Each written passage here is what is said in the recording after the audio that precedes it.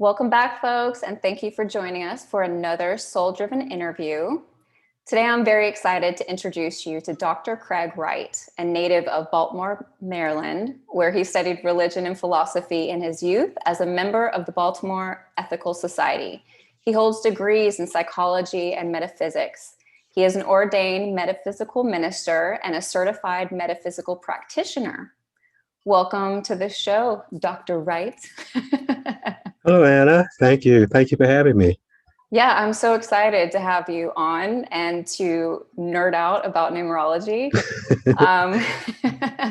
I was sharing before we started recording that numerology has been something that's been in my life since I was like a young kid, on and off. And I've always paid attention to it. I'm always checking out my house numbers before I move in somewhere. And I utilize the karmic numbers with my clients. And so, but I came across Dr. Wright on another podcast and was just blown away. He brings a real depth of knowledge to numerology that I haven't come across yet. And so I reached out, asked him to be on the show and come geek out on numerology with me. So I can't wait. So I guess when we always start, my first question for all my guests, what makes you soul driven? Well, Anna, what makes me soul driven, since I'm a numerologist, was my epiphany. As detailed in chapter 1 of my book, it was the untimely death of a very close friend, which occurred over 49 years ago, that literally brought me to my knees and awakened me to the spiritual side of life. At the time, I was so devastated that I was thinking to myself, why live at all? If life has no rhyme or reason, if we're just arbitrarily snatched up and gone. So I didn't know it, but I had become a seeker. Okay, this started me seeking the meaning of life. And one day I heard a song by Roy Ayers, and it was called In Search of the Third Eye. And the lyrics were, secrets of numbers, secrets of sound, secrets of wisdom will be found. Well, at the time, I was studying numbers and figures to become, I wanted to be a pilot. So the secrets of numbers kind of caught my ear. So long story short, I got a copy of the song. The guy who wrote the song had read a book. I got a copy of the book, and that was my introduction to the science of numbers. And that's where numerology, the science of numerology, gave me knowledge of my soul urge number. And from then on, I've been soul driven. Soul driven. How long ago? So this was 49 years ago? 49 years ago. I was 21 years old. I just celebrated my 70th birthday on May the 4th. So what was it about this, like your friend's passing, that hit you so intensely? Well, he died from a drug overdose, Anna, and I wasn't even aware that he was using. So it taught me I wasn't paying attention to what was going on around me. I felt like there should have been something, I should have been able to do something if I was more in tune. And for the first time in my life, I began to pray and ask God, why was I here? You know, what was the meaning of life? Why was my friend gone? And God answered back. It's true. If you seek, you will find. If you cannot knock on the door without getting an answer. So God started to speak to me in a way that he knew I would understand, and that was through numbers. I mean, if he couldn't measure it, quantify it, you know, I was heavy into math and technology, and I thought God was a figment of people's imagination and a crutch for the weak. Until my friend was gone, and my knowledge couldn't sustain me. So for the first time, I started to realize there was more to life than the physical senses. There was a spiritual side.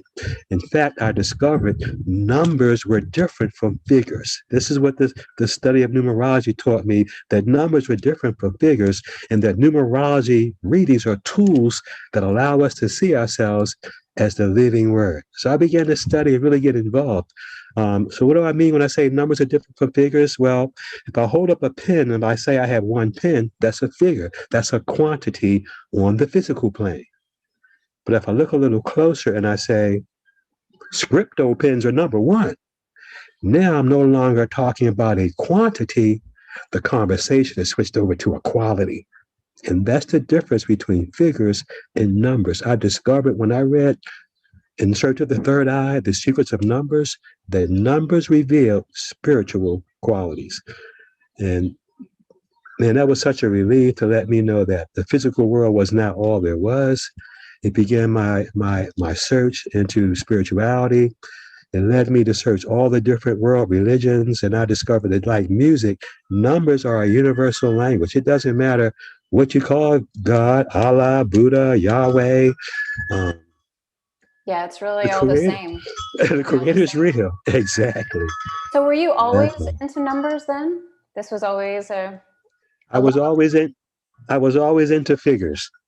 I got high grades in 7th grade. My parents decided there's going to be an engineer in the family, which sort of like Joseph in the scripture. Joseph was a 28. My middle name is Edward. That's a 28. That kind of made one of my peers very jealous of my mathematical abilities. So they began to test me. Take the number 1, multiply it by 2. Divide it by 2, add 3. What's the answer? Yeah, I used to love when I was a kid. It's so fascinating to me as well because I used to love sitting around doing, like, I would make up these huge multiplication and long division, and I just so enjoyed that. And I skipped 5th grade largely because of my math scores. Awesome.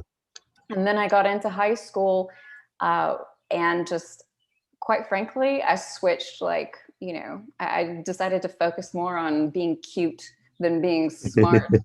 And I had to actually, when I went to college, I had to get because I had gone to a community college beforehand, I had to get my college professor, I can't remember what math class I was in at the time, but he had to write me a letter to be like, look, her scores are really low, but it's not because she doesn't get it. Okay. So because I somehow lost the ability to work with numbers within the confines of a classroom, but there was always something of a draw to numbers for me.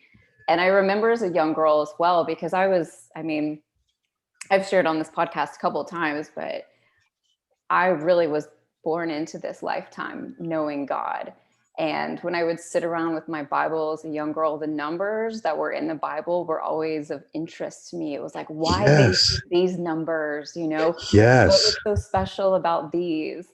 And I always wanted to learn more about them. That my path was the opposite. I did not believe. Then I found numbers, and I realized numbers were in the Bible, and that's began my spiritual awakening and my faith and my belief. So yeah, they were a path for me. That number 40 keeps showing up. 40 days, 40 nights. 4 stands for orderliness, and 0 stands for God. So it's a sign. God's establishing a new order. Joseph was a number 28. I mentioned him. The number 12 shows up in the Bible many, many times. Jesus had 12 disciples. 1 + 2 is 3. He was 3 wise men, 3 disciples. Your first name is a 3. I have a 3 tattooed on me because, like, literally everything has happened in 3s in my life, and 3 has always been such a huge number. That is a powerful, powerful number, the number 3.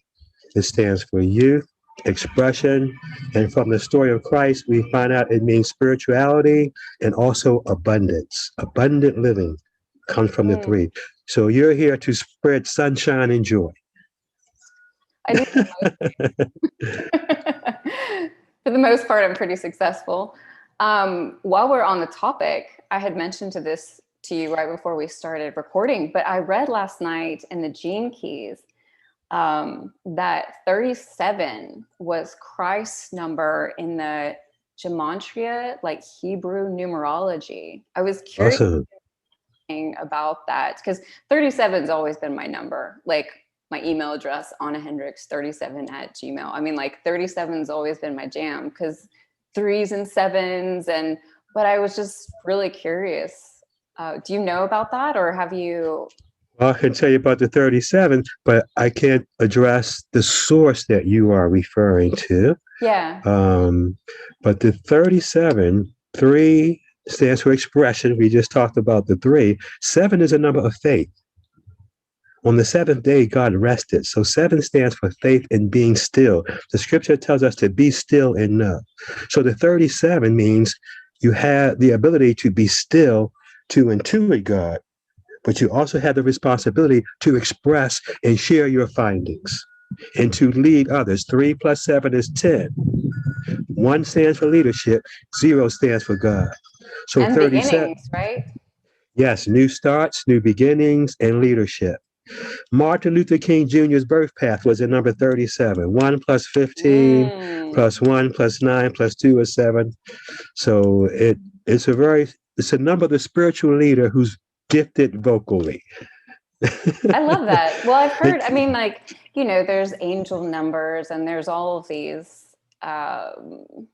you know, outside, I think, of numerology, there's different ideas for what, like I've heard like 333 is the number for Jesus or for Christ. So when I came across this, I was just like, oh my gosh, 37. But the way you explained it is perfect. Perfect. So I guess before we go like any further, maybe we should take a step back. And if you could define what numerology is for those who are unfamiliar. Yes, I'd be glad to. Numerology, we've all heard of different ologies, psychology, geology. So numerology is the study of numbers. As I mentioned before, it's the study of the spiritual significance of numbers. It's been around, I think the earliest record of anything written was on a tortoise shell, and it was numbers. So numbers predated letters. The system that I felt most familiar with has been called the Pythagorean system of numerology. After reading The Third Eye, I went to the Library of Congress and began to read and study about numerology. Everyone who had geometry got a little taste of Pythagorean theorem, but he also had a life theorem. And if you read about his life, you find out that he went to Egypt and studied there. Many scholars went to Egypt and studied there. It's been dated back to 3001 BC. So the knowledge of the numbers was in wisdom texts. People knew about numbers before they knew about letters because it was a universal language, a way of speaking. Numbers are also found in the halls of the Egyptian mystery schools, where Jesus went to Egypt and studied, Moses went to Egypt and studied. And as a result, we began to see them starting to change names. Okay. Begin to change names of the people they were working with, people they were around. So all of this came from their association with the Egyptians. So the basic theory is we were all created by the word. And words are vibrations. Right now, I'm just vibrating the air. And we've been trained to use letters and numbers as symbols for those vibrations. Starts in grade school. Teacher says, looking around, what's wrong with this lady? That's the A sound, boys and girls. Oh, and the learning begins. They give us a vibration and the symbol for it. Same thing with numbers. 1, that's this number. 2, that's 2 ones. So that's how we begin. Learning about words, the symbols. So it follows logically, since we were created by the word, and words are symbolized with letters and numbers. The letters in our name and the numbers in our birthday are symbols of the word of God that created us. For those of you out there who have a musical background, it's just like a composer uses letters for notes and numbers for timing. The letters in our name and the numbers in our birthday are symbols for the song that we play in the symphony of life. You know, we are God's song. So that's kind of numerology in a nutshell. And I don't think you'll hear anybody explain it like that. But that's how it was explained to me. No one came to me and said, here, Craig, here's a book on numerology. Check this out. Didn't happen like that. I got a 2x4 from the universe saying, wake up. Here's why you're here. Listen to this song. Now get to the library and start studying this stuff. So well, good on you now, for listening. I mean, good gosh. Sometimes it takes a lot more than that to get us to listen. yeah. So in regards to like the numerology, I know that things like you were kind enough to do a mini reading for me, but like there's life path numbers and soul path numbers and all kinds of different like destiny and personality and those kinds of things. Yes. Which are the ones that like would you say are most important, or do they all just play a really huge role and can't be can't be removed? Well, yes and yes. They all play a huge role, but they are prioritized. Okay. They are prioritized. It's like a steering wheel in your car, that's important, but if you don't have an engine, it doesn't matter, so the engine would be more of a priority. And so, yes, they all come together very beautifully, but there are two numbers that are the strongest and the most powerful. The strongest of all the numbers is your birthday. The numbers in your birthday are symbols for the gifts you receive from God, and they cannot be changed. You can So change that's your the name life path. legally. Each number plus the sum. The sum is Okay. called the life path. That's the sum of those numbers. But each number and the sum are all symbols for the gifts you have received. Your month is a gift. Your day is a gift. Your year is a gift. And the sum is your major gift. That's called the life path, or the different names for it. But yeah, that's a life path number. So that's where all the power is, because that comes from Creator. Those gifts can't be changed. We can develop those gifts or we can ignore them, but they're intrinsic. So just to clarify, when you say like every number in a birth date, Yeah, let's use your birthday. When is your birthday? That's 11/27/81. okay. So every number symbolizes a gift. You said you were born knowing God was real. You were born in November. The number 11 is called the master of illumination, the master teacher, and the master of revelation. So you were born with a spiritual connection to the other side. The name Jesus, Jesus, 15131, adds up to the number 11. You were born on 11. That's all I'm going to say about that. Okay. You had that, like you said, I knew God when I came in. That was a gift. The number 27, that's the Job vibration. We were talking about numbers in the Bible. J is the 10th letter, O is the 15th, and B is the 2nd. That adds up to 27. So I said, this is my favorite number. This is my favorite person. Do what you will. So since you're born on 27th, it's a gift. Keep in mind, it's a gift. Okay. But the experience is to rise only to fall, to love only to lose. Job lost everything except his patience and his faith. And because he was patient and faithful, he was restored double everything that he lost. So you don't want to start reading Job in the middle of the story. Sounds like a tragedy, but it's really about having patience and faith in what it can do. And you're born on the 27th, so your potential for abundance is, that's all I'm going to say about that. But I have to have patience. And faith, and faith, and learn to let go. Yeah, that's definitely right on. Your year adds up to 19. 1 plus 9 plus 8 and 1 is 19. Okay. 1 plus 9 is 10. 1 plus 0 is 1. So you have a gift of leadership. You have the gift of leadership. The number 19 will put you in position of leadership. What does that mean? Like the pen, you're number one, the first, the fastest, the top, the best. It also means you're going to have to stand on your own. And that could mean self-employment, but many times it means, and a loss comes with that.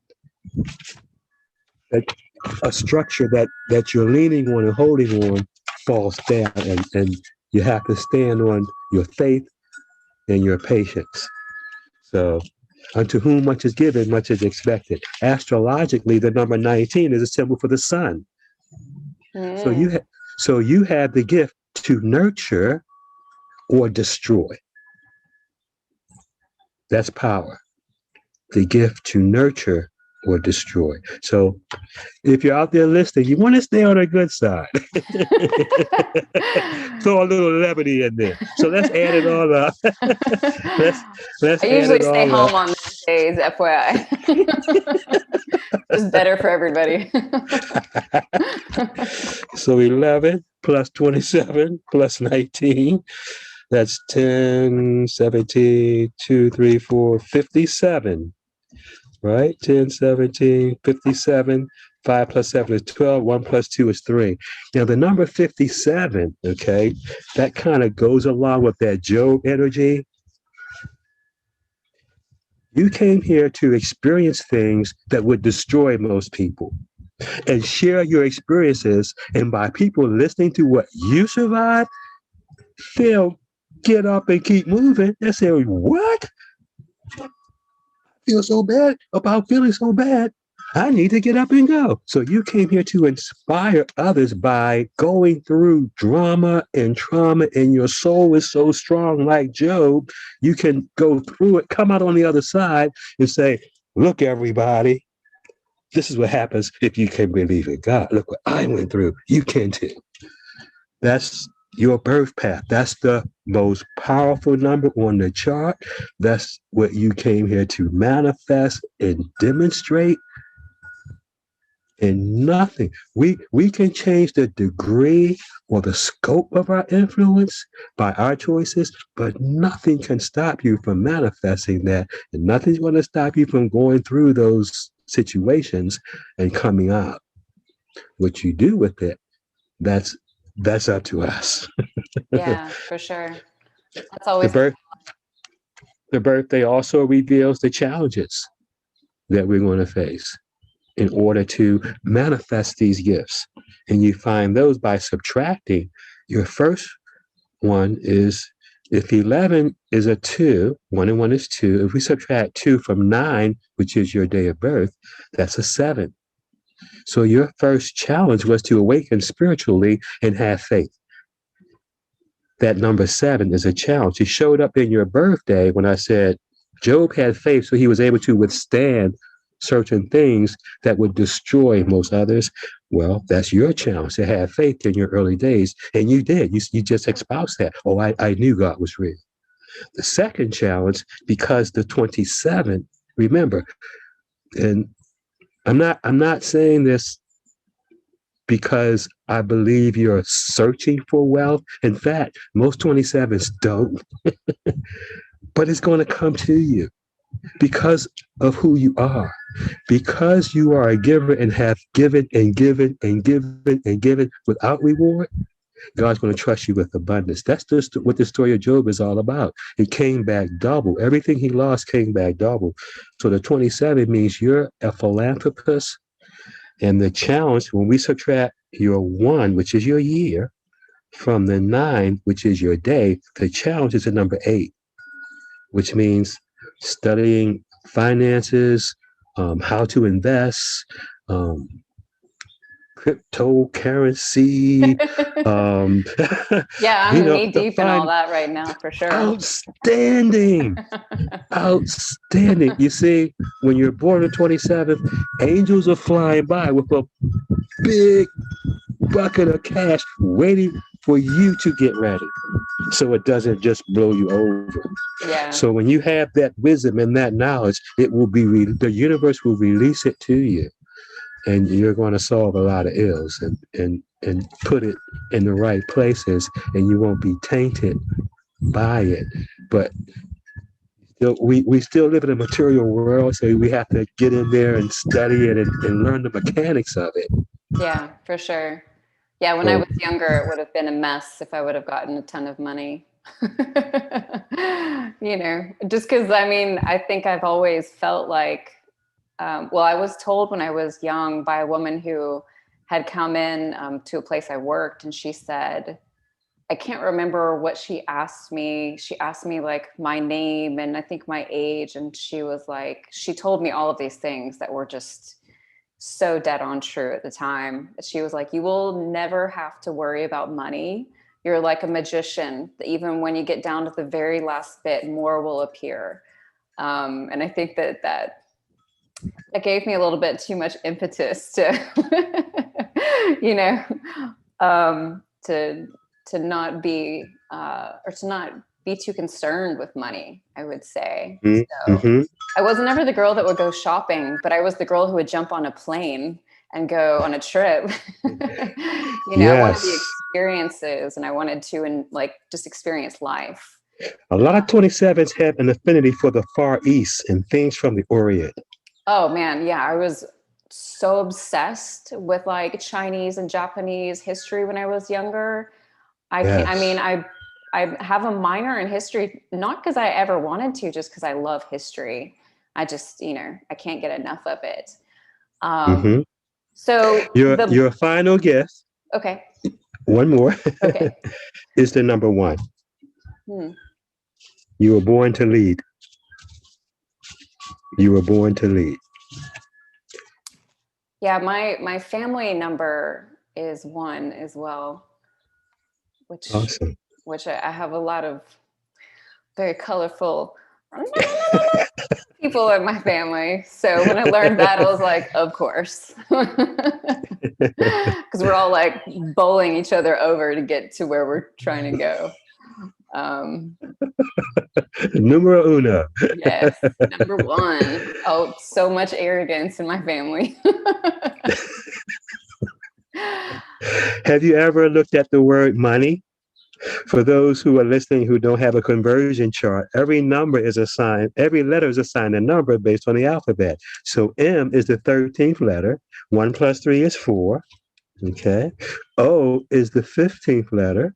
1 plus 5 is 6. So we have 4 plus 6. N and E are both 5s. 1 is the 5th, 1 is the 14th letter, and 1 is 4 is 5. So we have 4 plus 6 and 2 5s.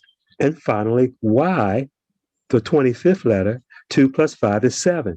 That's how you turn letters into numbers. And if you add up the numbers in money, it's 4 plus 6 plus 5 plus 5 plus 7 adds up to 27.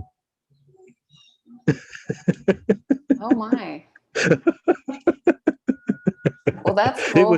It was right there all along. My boyfriend will be very happy about that. It was right there. All this information right under our noses. We all come with an owner's manual, but we don't know how to read it. So, okay. So we've got the life path number. And then what was the second most important number? The second most important number is the letters in our birth name. And the letters on our birth certificate. You see, the numbers on our birthday, that's God's gift to us. Okay. The letters on our birth certificate is our promise. That's our part of the contract. Okay. Okay. And that's our promise to Creator. This was definitely like one of the things that I wanted to ask you about. Because as I shared with you, when I was young, I changed the spelling of my first name, A-N-N-A to A-H-N-A. I was, you know, I was everywhere I would go. It was like Anna, Anna, Anna, Anna. And I went home to my dad. I was 7. I totally remember. I was like, am I Anna or Anna? And he was like, well, you're Anna. And I was like, well, it's spelled like Anna. So I went through several different iterations trying to figure out which one like fit and made sense to me. And I settled on A-H-N-A. And I know I had asked you about that, you know, when you did the mini reading for me, but I know that like for women out there who get married, or for people who just decide to maybe change their family name because maybe they want to kind of divorce their families or whatever the case may be. How does that change us? You are changing your experience when you change the letters in your name because you're changing how people are responding to you. Remember, words are symbolized with letters and numbers. They're vibrations, and we are literally living word. If I had a magnifying device big enough, it would scare us because I'm not solid. I'm literally neutrons, protons, vibrating in front of you. Everything is. They appear solid, but it's not. So with that understanding, by changing your name, it's people are addressing you with a different vibration, so it's going to have an impact. Your change was very, very interesting to me, in that a similar change was made in the scripture in Egypt by Abram and Sarai. Abraham and Sarah in the scripture. Abraham and Sarah, they both had H's added to their name. After God came to them and told them, Abram meant father. Abraham meant father of many nations. And this guy was 99 years old, never had a kid. And God was telling him, you're going to be father of many nations. Sarah, her original spelling was Sarai, which meant princess. When they added the H, it meant princess of many people. So the H has an expanding influence. It expands your potential. It also means you are in tune with spirit, as you said you were, and as I have confirmed numerically with the 11, and once again with you receiving God's information telling you you're here for higher purposes. With the H, H is also a ladder. You know, we think of H as a ladder. It's the 8th letter of the alphabet, and the 8 is made up of 2 zeros. Zero is when you turn the 8 on the side, it's infinity, which means you have wide angle vision, but it also means as it is above, so it is below. As it is above, so it is below. So that is a connection. That's you telling the universe, whatever you want, I'm with it. I'm going to express you here on the earthly plane. You have a partner here that you can entrust with spiritual information. And I'm going to translate it, not adulterate it, to your people. And that's what you told God when you when you added the H to your name. So can changing your name be a negative thing? Oh yes. Oh yes. Sometimes instead of adding some carrots and see, the birth name is the broth. When we change our name, sometimes we're adding some carrots and some potatoes. That's great. But sometimes we're adding some onions in that stew, you know? Yeah. So you have to be very cautious and aware of what you're doing. So I think it's because I know that you, correct me if I'm wrong, I'm pretty sure that I saw on your website that you do like couples counseling and numerology readings with folks. Yes, I do. I'm sure that, have you been in a position before where you've had to say like, maybe I shouldn't take his name? Well, as a matter of fact,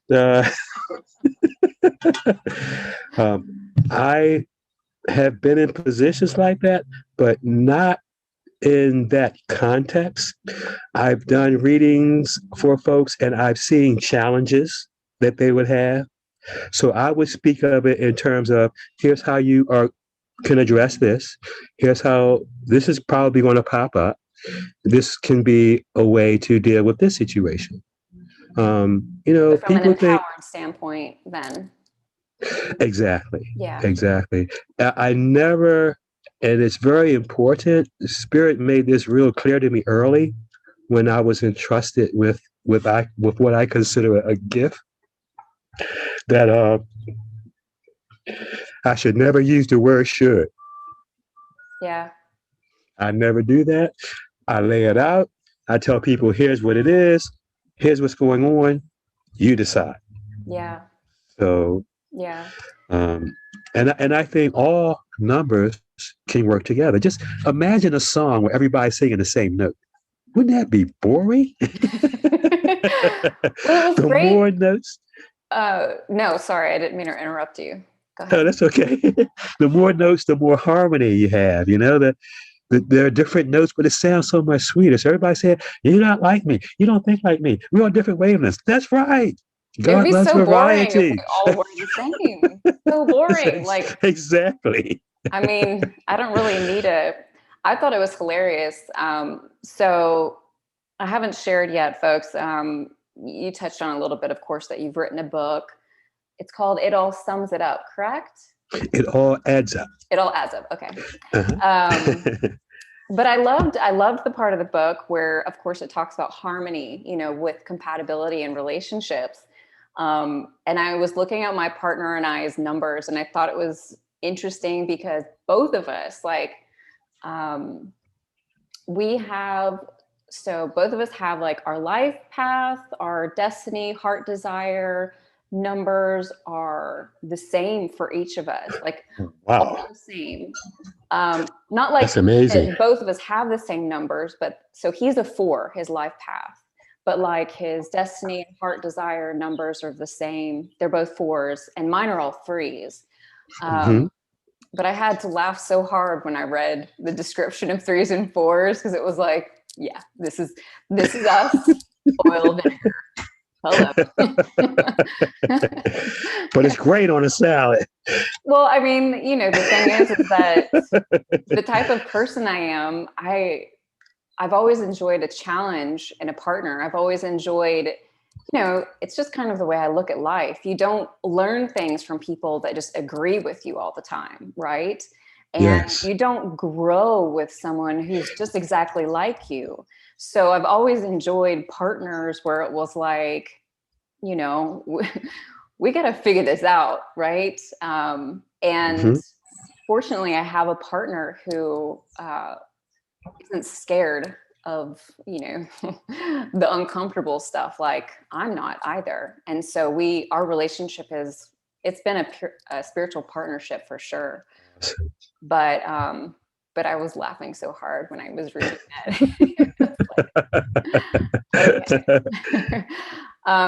So the numbers, it's the life path, destiny, and heart desires numbers, which are the ones that you recommend looking at the most for like compatibility. Is that correct? That's correct. The life path determines the spiritual foundation. The destiny reflects on longevity. It's worked out over time. And I call the heart's desire the hidden agenda number. That's the person you think you know that person, but you really don't until you start to live with them, you know. And well, I like the toilet paper rolling off from the front. You put yours on the back, and you know that says everything. You're always losing stuff. I put stuff where it belongs. If you put it in the same place, it'll be there when. You know, that kind of stuff, you know? Yeah. It'll be there for you. Yeah, so, it was cool to see that, especially with the long-term one, because it was like, I don't think either one of us have ever held anything back from each other. We just are who we are, kind of have been from day one. There hasn't been too much of that. So not that there isn't plenty for us to explore or understand, but is that what that kind of means? Like, I mean, if you're the same number for all 3 of those things, then you are pretty much who you are when it comes to relationship, right? Like, it's not I got all these hidden things going on, right? Yes. It also bespeaks an old soul. The wiser we get, the more focused we get. So when you see the same numbers popping up, for me, life path 7. Birth path, destiny 7, heart's desire 7, the big 3, all 7s. So it's like, you know, this numerology thing, I didn't have much of a choice, you know. But what a fun choice. Yes. You spend a lot of time in prayer meditation under that 7 energy, but you know all about that with that 11 energy showing up in your chart. As well, because 11s are like God's antenna. Remember the old TVs had the rabbit ears on them? So when God starts broadcasting, the 11 picks it up first and usually knows what's going to happen before the rest of us do. So. That's interesting. That's very interesting. So in regards to, like, you're also an ordained metaphysical minister. What does that mean? Well, you made a statement earlier how you had picked up certain degrees from your search, from your quest. Well, those were degrees and citations and credentials that I received on my quest, trying to find out why I was here and what life was all about. The word meta refers to beyond, beyond. So, and physics refers to the physical world. So metaphysicians are people who study things beyond the physical world. They spend all their time studying things you can't see. But the scripture tells us all that was created by that which does not appear. So as a metaphysician, the best way I like to explain it is if you're looking at a tree, most people look at the trunk and the leaves, the stalk, the limbs. As a metaphysician, we're more concerned about the roots. You can't even see those, but without those, the tree would die. That's what's sustaining the tree. Yeah. So as a metaphysician, we study the spiritual. It's a holistic practice beyond the physical, spiritual. So you need a tool that will allow you to deal with the spiritual world. And that's where numerology comes in. That's a tool for confirming spiritual things. That's fascinating. So I read the Akashic Records. That's one of my gifts with folks. Wow. And that's that 11. I'm sorry. No, that's fine. that 11 energy. You're just connected. That's your gift. Yeah. When I first saw the word Akashic Records, I was like, whoop. It grabbed me hard. But the thing I love so much about working in the records with folks is because it goes straight down to the root of whatever it is, that they have questions about. It's like it bypasses all the things so that you can understand the foundational what is happening at the very root cause, which is like all the other stuff is just kind of information as far as I'm concerned. But when you understand the root, then you can gain compassion for situations and people that you would never, you know what I mean? Yes. It just gives you such a big, broad vision or perspective on what's going on. What a gift. And I've always loved that so much about the records. Yes, Edgar Casey refers to those so much in his readings, having that gift. What a marvelous gift to have to help people and be of service. Yeah. Which, by the way, it kind of segueing into your name change, because on your certificate, it was a 3, but when you added the H, it was a 6. And what triggered that in my mind is that's the number of service. So by accessing those records, you are being of service. And the scripture tells us the greatest among us will be the servants. So you took on that number 6 moniker, which is sacrificing for others, being of service, putting others ahead of yourself, and being a martyr. I'm going to say it. That's the number 6.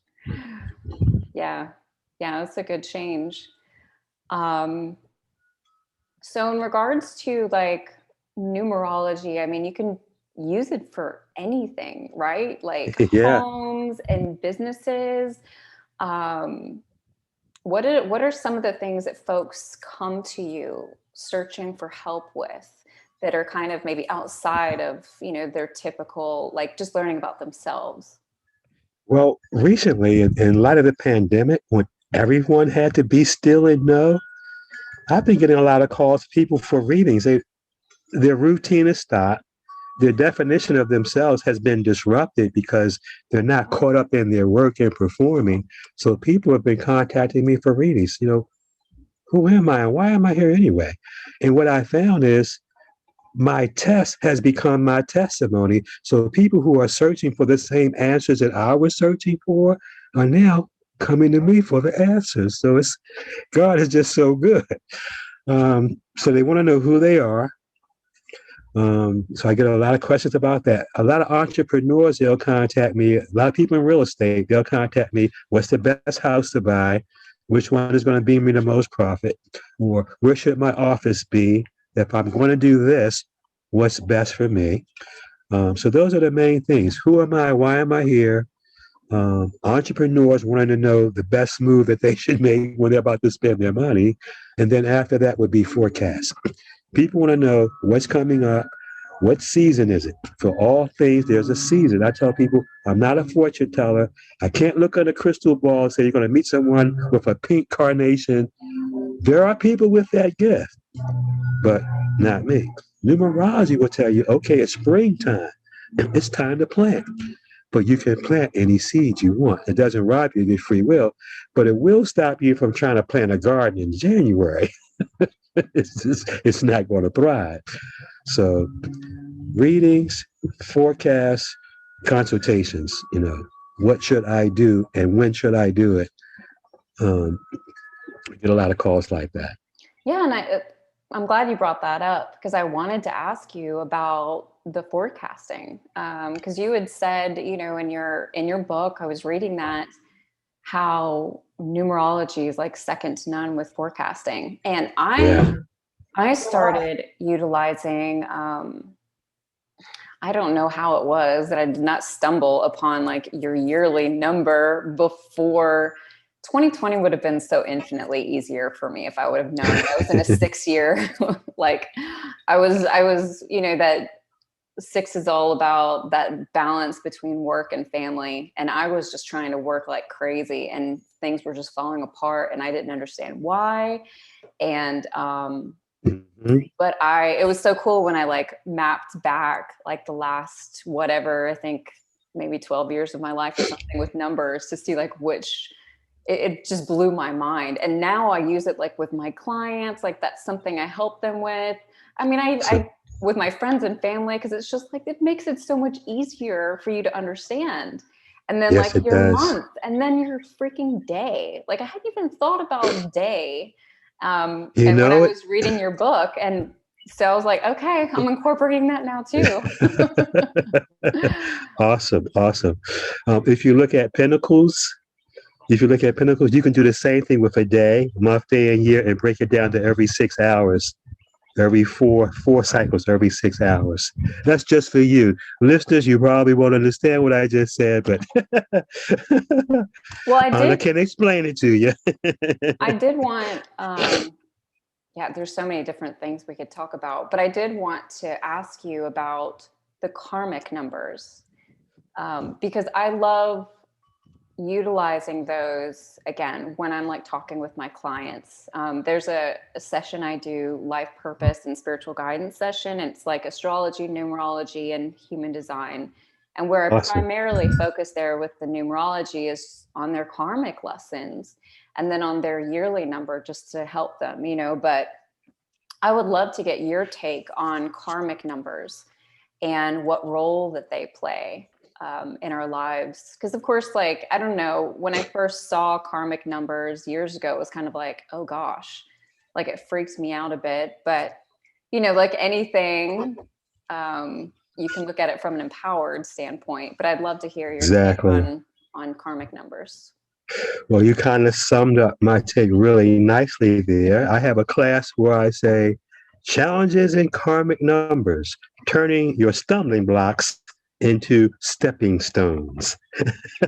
Perfect. So once you know them, you stop tripping over them. It's like that movie Groundhog Day. I don't know if you ever saw that. Guy kept stepping in the same hole over and over, splash, splash, splash, till eventually he learned to move around that. And ultimately, it led him to made him a great person. He evolved, had a wonderful relationship. And that's kind of what karmic numbers do. They're the letters that are missing from our name. So we shouldn't be afraid of them. You can take those numbers and turn them into stepping stones. And the way you determine what they are, they're the letters. I'm outside, the wind just blew up my nose today. Those are the letters that are missing from your name, but it has to be the entire column. What do I mean by that? Under the number 1 would be the letter A, J, and S. The 1st, the 10th, and the 19th letter. Those are number 1s. So for to have a karmic number as a number 1, all of those numbers would have to be missing. You can't have any A's, J's, or S's in your name. Now, I don't think we have enough time for me to go through all the letters, but that's how you determine what they are. And if you're missing the number 1, it means if you don't have any of those letters, it means life is going to give you an opportunity for leadership. So don't stand back, move forward. Life will meet you and greet you with opportunities and skills and talents to lead. If you don't have any twos in your name, it's patience and cooperation. So you're going to have to incorporate that. My name is missing the letters F, O, and X. That's the 6 energy. The 6 energy is missing. My first name is a 2. My last name is a 4. So because that energy is missing, I've come equipped to express 6 energy, to be of service, to teach, counsel, nurture, give advice. But I don't have any of those letters in my name, so I have to emphasize that and live a life of service to others, putting others ahead of myself. So that's what the karmic numbers do. They are indicators of how to expiate shortcomings from past lifetimes. And when I say that, I lose a lot of people when I say that, but numerology incorporates reincarnation, like Groundhog Day. We keep going until we get it right. Now, there are others, present company included, who have chose to come back, who did not have to. You had you. Oh, me? Why do you say that? 27. Old soul. You're born on the 11th. Spiritual connection. When you add your month to your day, you get 38, which was your first life pinnacle. Also a number 11. So you have all the gifts and qualities of an avatar. You don't stumble into that. That bespeaks many, many, many lifetimes. To be thrust into the flesh and still have a consciousness that you're connected to God bespeaks you are an old soul. I tell most of my clients when we're born, well, we have spiritual amnesia and we awaken during the course of life. That's what happened to me. My friend's passing was a trigger. Uh-oh, time to get about my father's work. You came in with that intrinsic knowing. So that's why I'm saying some people have come here. We all learn on the path, but some people come here not because they had to, but because they wanted to be a light and to continue to be of service to help others get by. And that's why you came back. You don't come back with your gifts otherwise. It's like you had one hand with the master and we're reaching out with the other hand. Come on, grab my hand. I've got a connection here. And you have never let go. So you're able to pull people into the light. You can't do that if your hand isn't connected to the light. So that's why I said that. I always have a numeric reason for what I say. I could always trace it back to the numbers and say logically, here's why. I was born on the 4th, May the 4th. The 4th book of the Bible is Numbers. I didn't have any choice. It was it was laid out for you. It was all laid out. Here's what you're going to be doing, and so nothing else. I think it's an interesting dichotomy because and correct me if I'm wrong again. So you have a very strong foundation in God and also in numerology. Why wasn't that ever like or was it ever an issue for you, those two? Because of course, oh yeah, a lot of Christians and a lot of, it's just like numerology, what? And I think that honestly, like numerology is one that even Christians are a little bit more open to, kind of like angels, but still they're not, you know what I mean? Like you were talking about how they freak out when you talk about reincarnation and those kinds of things, which this audience is hip to, so we're all good here. But but yeah, like was that ever an issue for you, or? Yes, it was a major issue for me. When I first started receiving communication from God, he started revealing numbers to me. I ran right to the seminary. I thought, this is my calling. I'm going to be a minister. So I got a seminar and started writing my papers and my exegesis about reincarnation, and man, they went crazy. Who is this guy? How did he get in here? Now my format and my structure and my technique was indisputable. I used the right techniques. I backed it up with scripture. It was like, so they could not attack me there. I got all A's and B's, but it was my philosophy. I was constantly challenged. I went to church and I gave a minister information I wrote down about numerology. When I came back the next Sunday, his talk was on the evils of and demonology of numbers. I'm sitting right on the front row, just told what a wonderful revelation I had, and he's telling me how evil it is. So I began to ask God, why are you doing this to me? You gave me all this information, got me all excited, and people think I have either lost my mind or they're talking to the devil. He said, you're not ready yet. You know, you're excited, but you're not ready yet. So that's when I took my studies underground. There was no Google. There was no numerology for dummies. There was no Amazon. I had to go to the Library of Congress. There was nothing in the library about numerology. I was guided to the Library of Congress where I couldn't take books out. I would go to the files, write down 6 books, give them to a runner. They would go get the books, bring them back to you. And I would cut work and just use my vacation instead of going to work. I'd go right to DC, find a parking space, go right to the Library of Congress and read 8 hours until they put me out. I was driven. So ultimately, I started giving people advice, but not telling them where it was coming from. I didn't have any choice. I'd be in a food line checking out, look up, I see a name tag, and God would say, speak. And I would tell them what was going on and give them information. Or my dad took me out to buy a suit. And some guy says, today's my birthday. And God would say, speak. I say, well, when you get home, the check will be there. Little things like that. God would give me messages. And ultimately, people start coming back to me saying, okay, how did you know? You told me this. You know how it wasn't everybody that came back. Most people just took the information, just kept on going. And I was okay with that because I wasn't a spotlight person. I was a in the corner research kind of guy going to the library. But part of that 7 energy was ultimately, once you get the knowledge, I'm talking everybody out there born on the 7th, 16th, or 25th, once you become an expert, get ready because people are going to start seeking you out. And that's when I had to come up with services and, okay, I'm going to do readings. I'll do forecasts. You want to name your kid? Oh, okay, I'll do that. I all created my numerology services was created from the demand I started getting from people when they realized I was blessed with the gift. Then I became professional. This lady named Hazel Cassell, Reverend Hazel Cassell, caught wind of me in the community, invited me to come to her shop. So I went there. She had a radio show. I was so afraid to talk about numbers at that point from people just running away from me.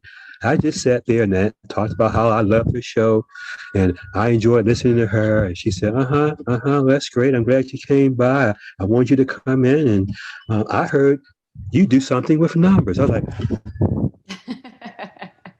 yes, I want you to be a guest on my show. I said, okay. So I went on the show. People were calling in, and I love that. When people call in, give me their name and birthday, it just starts flowing. God, I can feel I'm a channel. You know what I'm talking about because you're an 11. I can feel I'm a channel. And then from that, she gave out my phone number. I was kind of naive then. Now when I do podcasts, at some point in time, I expect someone to say, well, how can people get in touch with you? But that was my first radio show. She gave up my phone number and said, if you want this and if you want that, call Craig Wright. I said, So I had to start scrambling to meet the demand. And that's how I became a professional numerologist. I think that's just incredible. And clearly so aligned for you. Because it channels, it flows so freely. There's nothing else that you could be doing. So when was it, and I want to kind of like wrap up here with like your book. So Okay. when was it on that path that you decided to write your book? Was this something that, go ahead. Well, God told me, if you're going to do this, because you're getting ready now. He told me you're almost ready. I'm getting ready to, you know, turn you loose on the world, Craig. Um, so he said, I need you to get some credentials. So I went online. I started looking for metaphysical schools and different colleges, and I found the University of Metaphysics in Arizona and in California. They have two campuses, and they were distance learning schools. You can do it right online. So I signed up for that, and part of the task was, you got to write that dissertation, you got to write that thesis. So that's where the book came from. Trying to get that degree, writing those papers. After I did that, I discovered, wow, just a few ands and therefores, I could just put this all together, and I've got a book. So God gave me the title, and I was a published author with a degree, able to, at least be recognized in some circles to get a chance to share this. And over time, it's opened up. And now, the time that we live in now, people are searching and seeking. And man, I would advertise for weeks on a radio station about a class I was giving back in 1978, and nobody would show up. Nobody would show up. Now people are seeking me out, so I can see God was just preparing me. And I want to tell people out there, if you're going through something, have faith. Have faith that God is preparing you, that He's working on your behalf, that if you want to serve Him, everything is working out to your good. When my best friend died, I thought it was the worst thing in the world, but I've been able to help so many people. As a result of that, I discovered that this is just one plane of existence. Just like water. Water can be steam, it can be ice, it can be liquid. We have different planes of existence, and this is just a physical plane. We are not physical beings who have an occasional aha experience. We are spiritual beings having a temporary physical experience. And this is not all there is. This is just a university of the soul. I'm going to see my friend again. Absolutely. Absolutely. Well, and I mean, I can't help but even think, when I read your book, and of course I had heard a bit of your story beforehand, but I believe that there was a soul contract there made between the two of you, where he was like, you know what, I'm going to do this for you because no I love greater you. Love. No greater love. No greater love. And he laid down his life. High five you when you get up here. Exactly. And it went from sorrow to joy with that understanding and that knowledge. It went from sorrow to joy. And now, like you, we are light workers. We're here to spread the good news. Yes. Yep. The last podcast that went out, Everything Happens for My Benefit. That was the title. And that's just, that's it. So I highly recommend for anyone to check out your book, because I read it and I found that it was I have a couple of numerology books, but I really enjoyed how straightforward, yet again, the depth that you bring to numerology, I think is what is so special about you. Well, thank you. Really Spirit is your book. And I think that I just want to share, it's an incredible book for people to get, especially who are starting out in numerology, who just really want a good, solid base. But I have several numerology books and I learned about new things in it for sure. So great. Thank you. Everyone. Spirit is urging me to share something with you. Something you mentioned earlier, how you are pretty much the synthesis of numerology and astrology, and how they all come together. And that book is called, you may already have it, Numerology and the Divine Triangle, by Dusty Bunker and J. Faith. J is an initial, not her name. J. Faith. Dusty Bunker and J. Faith. Cool. You are going to love that book. Well, I love triangles too, so I will definitely check it out. Thank you very much. You're very welcome. Thank you for the opportunity to share. Absolutely. Well, we have a lightning round, so I'm not letting Okay. you go just yet. I'm all set. Okay, so lightning round questions. Number 1, what is the one habit that you can't live without? Waking up every day and checking my numbers. That's the first thing I do. I want to know what the energy forecast is. You know, like people get up and check the weather forecast. Is it sunny out? Is it raining? Well, do I need a jacket on today? I check the spiritual forecast. Is somebody coming at me? Is there going to be an opportunity? Do I need to watch out for something? Do I need to be of service? I don't want to start my day without checking in. And this is something that you talked about in your book.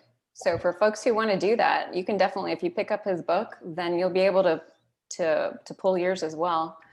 Okay, number 2, what does spirituality mean for you? Spirituality goes beyond religion for me. Like I talk about a difference between figures and numbers. Religion is sort of like of man.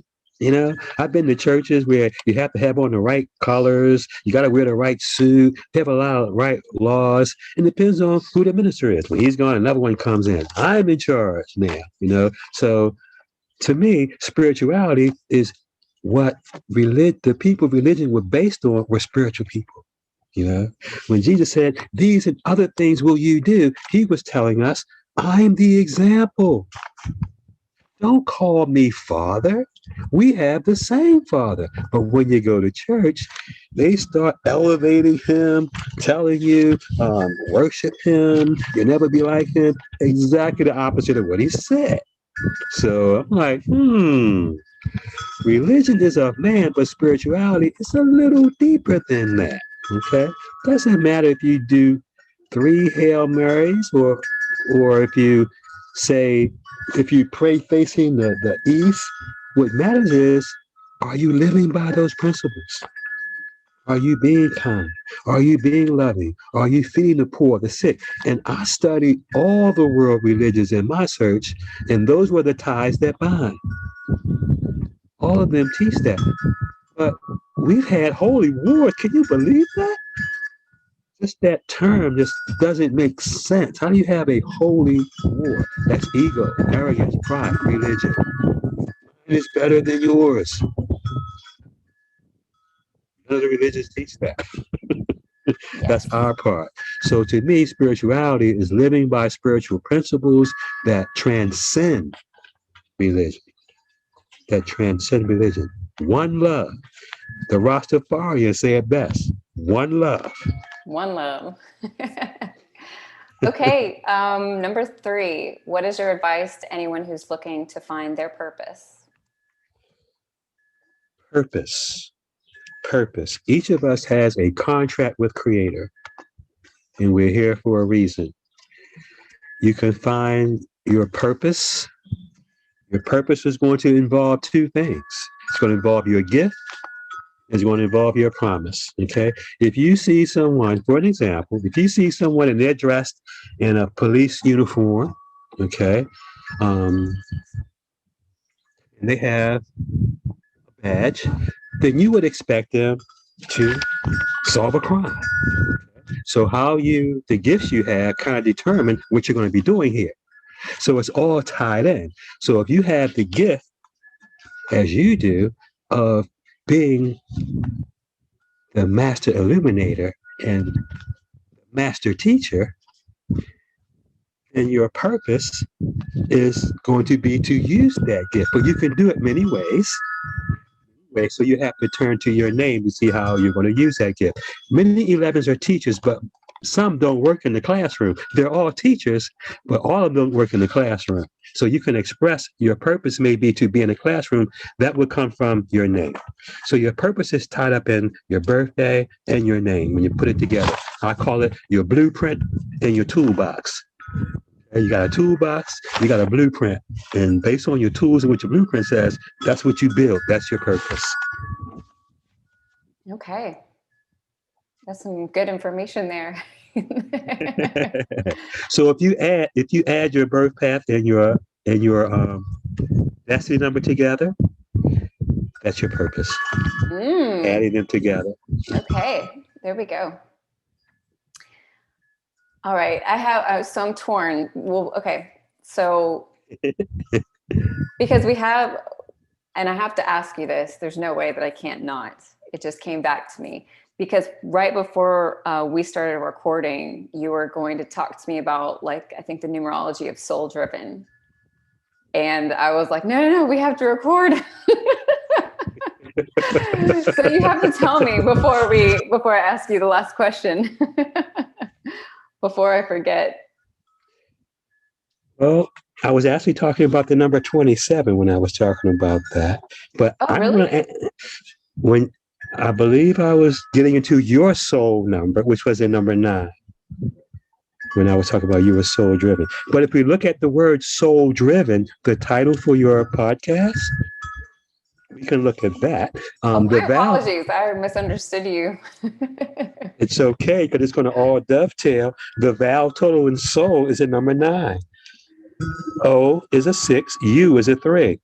Your birthday is a number 9. Your vowel total and your name was a number 9. So this is your purpose. You're expressing it, okay, by having something called soul driven. It's you. When we add it all up, it adds up to 13. The numbers in soul is 13. And 13 is a number of transition. People are afraid of the number 13. They won't leave the house. But 13 means change, release, and transformation. Your soul transmigrates from body to body. We don't die. People think the 13 is a death number. I tell them what's death to the caterpillar is life to the butterfly. We don't die. We transform. We take another form like water, ice, steam. So when the word soul comes up, you're changing lives. You're saving lives. You're literally saving lives with your program, because the 13 is God's fire starter. 13 shows up when the fire's out with a can of lighter fluid, a book of matches, and a bellows to get the fire going again. So people are listening to your show and being enthused. There's a word, I'm trying to say reinvigorated. I don't even know if that's a word, but that's what's in my soul. Reinvigorated to carry on. I don't even know if that's a word, but I'm not going to adulterate what God is telling me today. You're reinvigorating people. No, it's definitely a word. Oh, okay. The word driven, DRI 499, that's 22. V is a 4, EN 54, that's 8. 35 is an 8. Driven is an 8. So we have soul driven. 4 plus 8 is 12. 1 plus 2 is 3. That's your purpose. That's your purpose. Your destiny number and your life path. 9 plus 3 is 3. This is you are. I'm not going to say this is your show. You are soul driven. The show is just a manifestation along with everything else that you are doing. And we can't forget that number 8 that's in soul driven, because that 8 was one of your challenges, and there's great abundance waiting to fall. Well, I keep saying maybe it has, but I keep saying it this way, so maybe it hasn't. Great abundance is waiting to befall you when you're ready to receive it, when you know how to invest it. So start doing your what ifs on cash. What would I do if all of a sudden I had $100 million? What would you do with that? Because the potential is there for it to come to you. Once you have it all laid out and plan what you're going to do with it, that will release it. And I know that sounds crazy, but I'm being told with everything I know about numerology that that's going to happen in your life. If it hasn't already, that's going to happen. No, it definitely has not. So I'm going to be doing my what-if statements. Be prepared. Get ready, get ready, get ready. All right, Craig. So My last question was, how can people get a hold of you? You do like so many different things. So you've got courses, of course you do readings, a wide variety of readings. There's your book. And we'll have all the appropriate links in the show notes for sure. But what are some of like the best ways for people to get a hold of you, or how would you like them to interact with you? Well, the best way would probably be to go to my website if you want to see the different services that I offer, and that is www.craigiwright.com. As you mentioned, you'll have that in the notes. But I also have a link site where you can just get a lot of information about numerology, how it works. I was telling my daughter, it's like, wow, I'm telling the same story over and over. She says, well, that's what people do. When you do something, you have to get used to this, Dad. It's like a great singer. People want him to sing the same song. That's what they want to hear. So you can visit my link page, and it'll give you all my podcasts and all the wonderful people. I've had the pleasure to meet all the people who have invited me onto their program, like Anna, who are opening their doors and their hearts to me now. And there was a time I was just calling in the wilderness, hello, and all I heard was an echo. So I want to really thank you and give my appreciation for giving me the opportunity to share my gift, and for having the courage to be who you are, and also to be able to share information with you that your giving is not in vain. And all the people who have seemingly taken from you, it's going to be multiplied, and it's going to come back double, because you are here to be God's hand on earth, and God is an abundant God, and we're coming into abundance. You're coming into an abundant cycle. And it's going to flow through you, out through you to others, and it's just going to be so good. The healing that you're here to do it's amazing. It's amazing. So I know you had to walk that path like me, because when nobody believes in you, that's the test. When you're not getting outer confirmation, you've got to get it from within. Yeah. Why? So you can walk in the lion's den. You can be in the furnace and they won't bite you, and you won't get scorched. Yeah. And God prepares us until we're ready, and then he puts us out there. Well, it is such a pleasure to have you on Soul Driven. Like, truly, I could just keep talking to you. Thank Likewise. you so much for all the wisdom that you've shared. And yeah, I mean, honestly, like, you really made my day with what you shared about me. So thank you very much.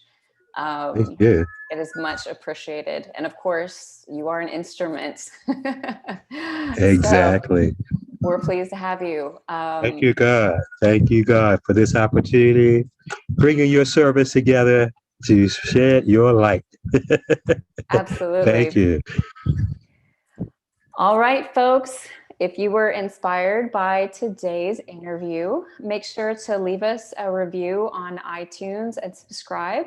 If you're looking to join a spiritually curious community, make sure to check out the Soul Driven Collective. Days are winding down to join underneath the founding members special, or you can sign up for the email list to get podcast updates and other helpful resources.